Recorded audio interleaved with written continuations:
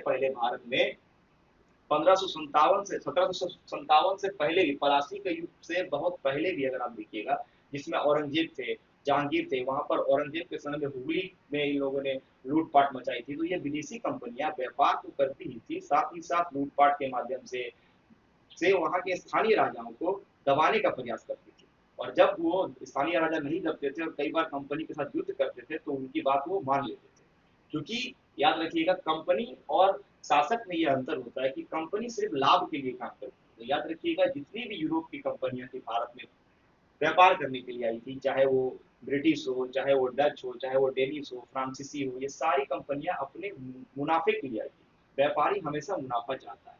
और राजा, अगर ये मुनाफे के कारण ही भारत में अगर आप देखिएगा, तो इतना ज्यादा शोषण हुआ। शोषण का मूल कारण यह है कि व्यापारिक चरित्र के कारण ही सबसे ज्यादा शोषण हुआ है।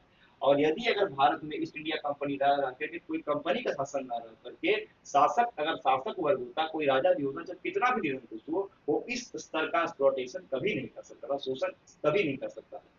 कोई भी राजा जो होता है, राजा के अंदर एक ईगो होता है, लेकिन कंपनी जो होती है वो सिर्फ और सिर्फ लाभ के लिए। इसीलिए आप देखिएगा, कभी कभी कंपनी क्या करती है कि भारतीय शासकों के साथ संधि करती है, कभी उनके साथ जाकर के माफी मांगती है। आपको जानकारी हो कि जब हुगली में अंग्रेजों ने लूटपाट की थी, तो औरंगजेब ने इनको पूरा खदेड़ दिया था। और खदेड़ने के बाद इन्होंने उल्टा द्वीप में जाकर शरण लिया था। उसके बाद ये औरंगजेब के पास आया, झुक करके माफी मांगने के बाद औरंगजेब ने इसको व्यापार करने की अनुमति दी। अच्छा, ये ब्रिटिश कंपनियां या यूरोपीय कंपनियां कहें, ये भारत में आ रही हैं और व्यापार कर रही हैं, इतना उत्पात मचा रही हैं, यहाँ के लोगों को परेशान कर रही है। लेकिन फिर भी भारतीय राजा जो है इनको व्यापार करने के लिए दे रहे। ये एक बहुत बड़ा प्रश्न है, आखिर क्यों?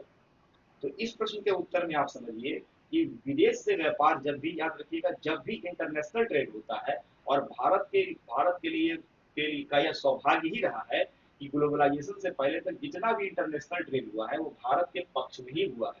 आपको जान करके हैरानी होगी कि उस समय जब 1757 या 1600 या फिर 1599 ईस्वी में कोई इंटरनेशनल करेंसी थी नहीं।